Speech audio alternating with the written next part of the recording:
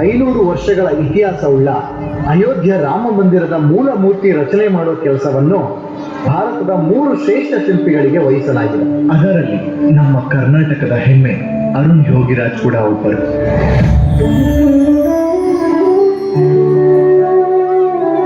ದೇವರೇ, ಈ ಕೈಯಿಂದ ಎಷ್ಟೋ ಶಿಲೆಗಳನ್ನ ಕೆತ್ತಿದ್ದೀನಿ, ಆದ್ರೆ ಈ ಶಿಲೆನ ಕೆತ್ತೋದಿಕ್ಕೆ ಯಾಕೋ ತುಂಬಾ ಭಯ ಆಗ್ತಿದೆ. ನೀನೇ ಒಂದು ದಾರಿ ತೋರಿಸ್ಬೇಕು.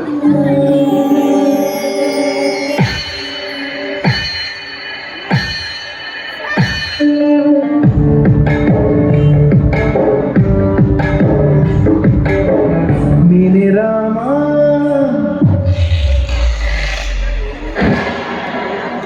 ನೀನೇ ಶ್ಯಾಮ, ನೀನೇ ಅಲ್ಲ, ನೀನೇ ಯೇಸು, ನೀನೇ ಕರ್ಮ, ನೀನೇ ಧರ್ಮ, ನೀನೇ ಮರ್ಮ, ನೀನೇ ಪ್ರೇಮ. ಜೀವನ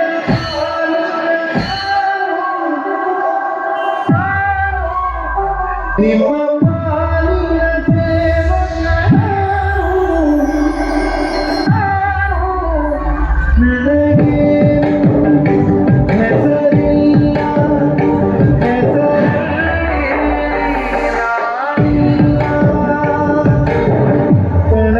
ಕಣದೊಳಗೆ ಕುಳಿತಿರುವೆ.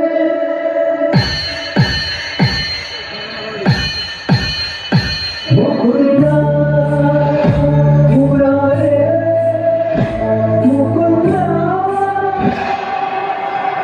ಮುರಾರೇ.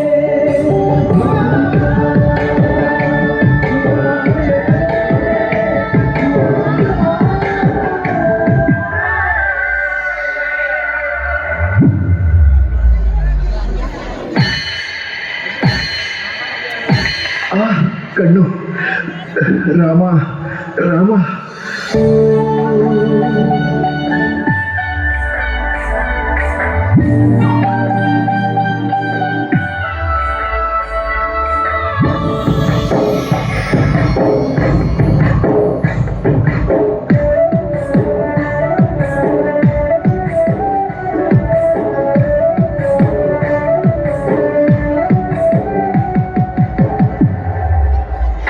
ರಾಮ,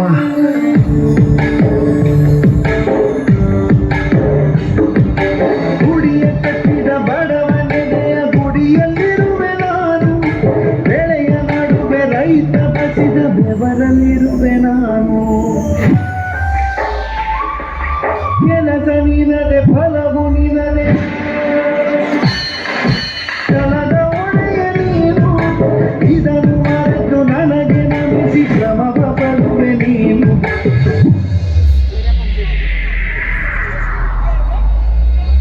ನಾ ಇರುವೆನು ಒಳಗೆ, ನಾನು ನಿಮ್ಮ ಹೃದಯದೊಳಗೆ ಇರ್ತೇನೆ. ನೀವು ನನ್ನನ್ನು ಬೇರೆಲ್ಲೋ ಹುಡುಕಬೇಕಬೇಕು. ನಿಮ್ಮ ಹೃದಯ ಶುದ್ಧವಾದಾಗ ನಾನು ನಿಮಗೆ ಕಾಣಿಸುತ್ತೇನೆ. ಹುಡುಕಿದೆ ಹೊರಗೆ ಈಗ ಶುಭರದ ಹುಡುಗಿ, ನಡೆ ಬೆಳಕಿನ ಕಡೆಗೆ ನಿಮ್ಮ ಜೀವನ ಮಾಲೀಕರಾನು, ನಿಮ್ಮ ಪಾಲಿನ ಸೇವಕನಾನು.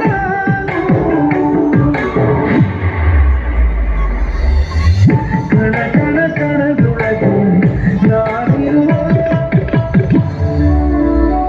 ಶಿಲ್ಪಿಗಳು ಕೆತ್ತಿದ 3 ಶಿಲೆಗಳಲ್ಲಿ ಅಂತಿಮವಾಗಿ ಮೈಸೂರಿನ ಅರುಣ್ ಯೋಗಿರಾಜ್ ಅವರು ಕೆತ್ತಿದ ರಾಮಲಲ್ಲನನ್ನು ಪ್ರತಿಷ್ಠಾಪಿಸಲು ಆಯ್ಕೆ ಮಾಡಲಾಗಿದೆ.